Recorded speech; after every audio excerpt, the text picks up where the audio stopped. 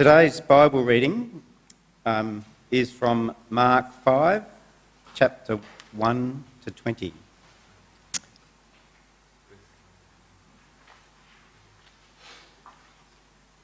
All right. Okay. They went across the lake to the region of the Gerasenes. When Jesus got out of the boat with a man, an evil spirit came from the tombs to meet him. This man lived in the tombs, and no one could bind him anymore, not even with chains. For he had often been chained hand and foot, but he tore the chains apart and broke the irons on his feet. No one was strong enough to subdue him.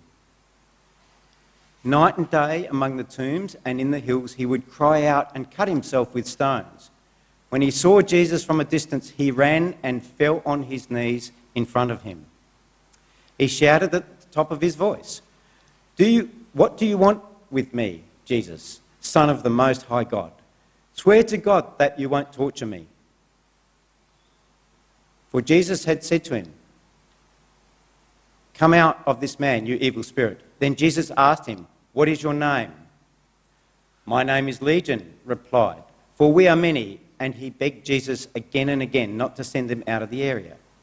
A large herd of pigs was feeding on the nearby hillside. The demon begged Jesus, "Send us among the pigs. Allow us to go into them." He gave them permission, and the evil spirits came out of him and went into the pigs. The herd, about 2,000 in number, rushed down the steep bank into the lake and were drowned. Those tending the pigs ran off and reported this in the town and countryside, and the people went out to see what had happened. When they came to Jesus, they saw a man who had been possessed by the legion of demons, sitting there dressed and in his right mind, and they were afraid. Those who had seen it told the people what had happened to the demon-possessed man, and told about the pigs as well. Then the people began to plead with Jesus to leave their region. Jesus was getting into the boat, and the man who had been demon-possessed begged to go with him.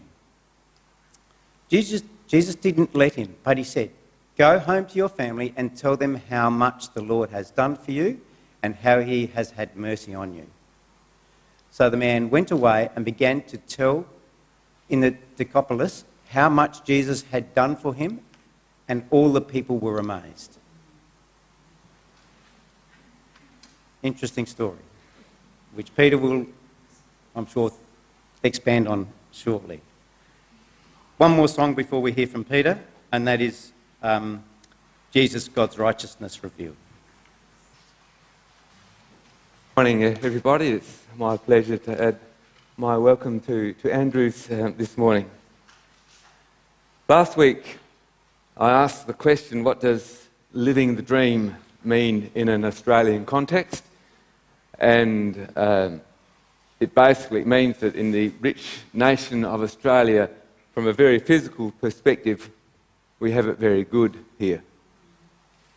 But what about from a spiritual perspective? Now, by spiritual, I'm not talking about the Christian principles that our nation is founded on and that are still a part of our national life. I'm talking about being aware of the spiritual realities that are a part of our life. How rich is Australia from a Christian spiritual perspective? Because there are many different spiritual perspectives we can look at it from. How rich is Australia from a Christian spiritual perspective? Not very. I would say, fairly confidently, that Australia is reasonably blind when it comes to the Christian spiritual realities of life. As we read the Bible, we know that there are good spirits and evil spirits. On the evil side, there is the devil and his demons, which are fallen angels. And on the good side, there is God and his good angels. And the devil is only concerned about two things. I've said these before, but what are they? So, himself. Oh, okay. I'll give you that. Maybe 3 things then. The first thing that devil is concerned about is that people don't become Christians. And the second thing he's concerned about is when he fails in that, he wants the Christian people to be weak and ineffective in their faith. The devil doesn't care how he achieves those 2 goals, and I suspect that in Australia, one of his most effective weapons is wealth. In our wealth, we want more, and we can achieve all we want. So what do we need God for? Or so we think. In other times and places around the world, the devil uses demons, fallen angels, to achieve his purposes.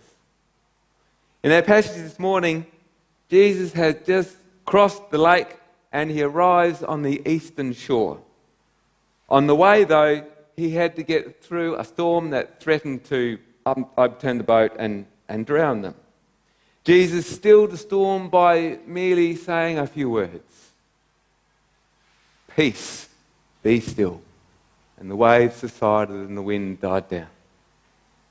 Jesus exercised his power over the physical world, and so he says to us, as he said to his disciples back then, don't be afraid, have faith in me. Is that all Jesus has power over? Is Jesus' power merely over the physical world in which we live in? Are we Christians because God gives us food to eat, good water to drink, clothes to wear, houses or homes even better to live in, family and friends to enjoy, jobs to go to, and health to enjoy? Are we Christians merely because God provides for our physical needs? No. Here are a few no's. I trust that our answer is no, not just a little no. A big, loud no. The power of Jesus is far more than merely over the physical domain in which we experience. Our world is not just physical. We live in a spiritual world as well. And in our passage this morning, Jesus gets to the other side of the lake and he's met by a man who is possessed by demons. More than one, many demons. In this encounter, Jesus shows us that not only is his power over the physical world, but the spiritual world as well. It seems to me that this man saw Jesus coming from, across the lake. Maybe he's up on the hill and watching and saw the boat coming in. And so he goes to meet Jesus. As soon as Jesus steps off the boat, he's there. You may have noticed as you sat down and came in and sat down this morning that there were Bibles all on the chairs. They are there for a reason. I'd like you to pick up a Bible. If you put it on the floor, that's fine. Just pick up a Bible. Yep, take it off the shelf. Pick up a Bible. And I'd like you to go to Mark chapter 5. And I'd like you to take a moment and reread verses 2 to 5. So that's Mark 5, verses 2 to 5. Can you reread? Don't read them out loud. Just reread them in your mind. Just take a minute to do that. Now, as you read these verses, try to hear them as much as we can from a first century Jewish perspective.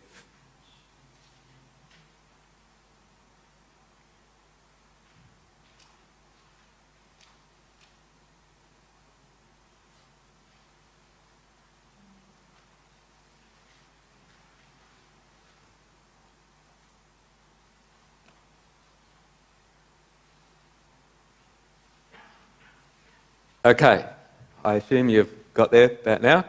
Is there anything there that strikes you as repulsive? Okay, the fearsome demon-possessed man, is that who you're referring to? Okay. The change, the human response to that behaviour is ineffective. Okay, the human response, or can I inhuman response to that? The response that humans had to that. Yes, the change, the binding, that no one could subdue him.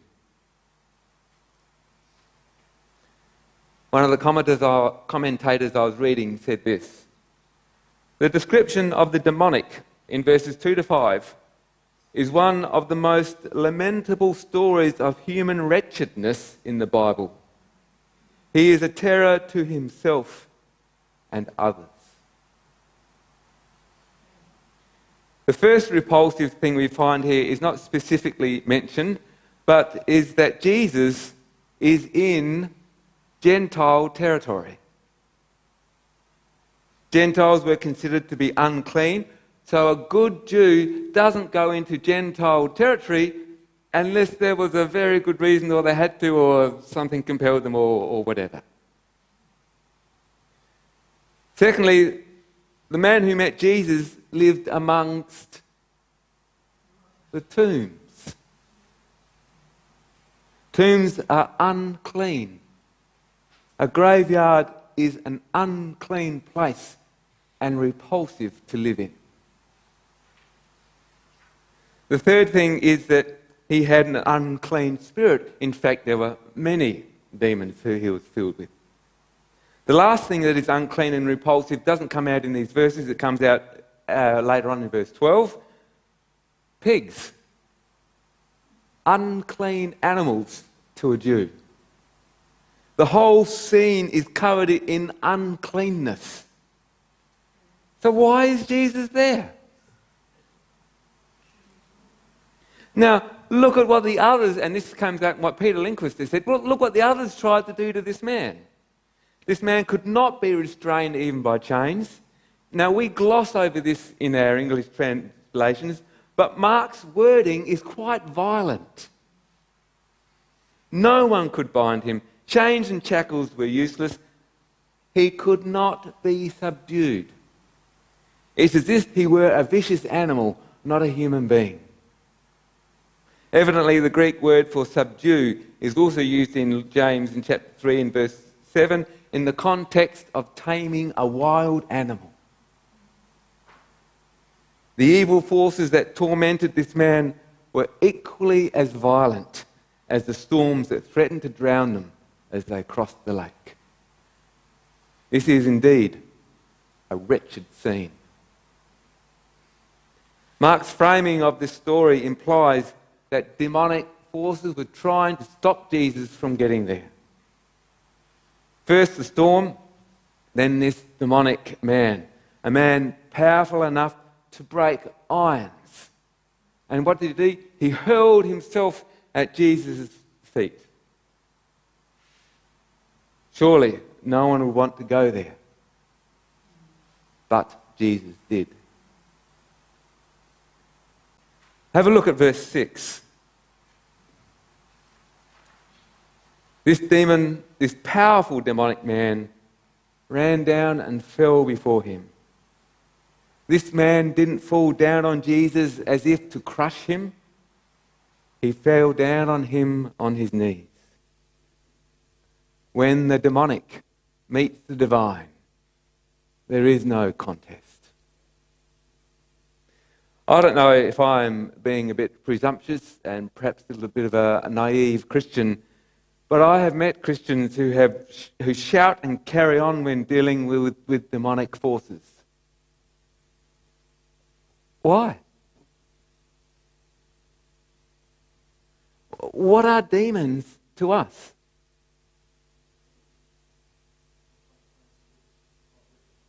Yep, subject to the master. Demons are defeated. Present tense, enemies. We can tell them to go and they must know, not because we have any power, and this is what Colin was getting at, not because we have any power in and of ourselves, but because our Lord Jesus Christ has died and risen to life and conquered the devil. As family members, that means that we too are conquerors. It's the victorious power of God in us that defeats the devil 2,000 years ago. In this instance, there were many demons. They didn't challenge Jesus, but pleaded for mercy. They begged him to send them into the pigs. Jesus gave them permission. They entered the pigs. Then they rushed down the steep bank into the sea and drowned. Not good for the pigs or for those who relied on the pigs for their livelihood, but a man is rescued from his tragic life.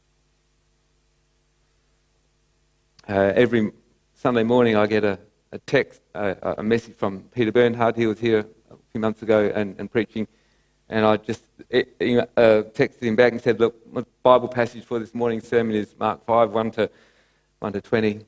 He texted back and said, my favourite verse in there is verse 15,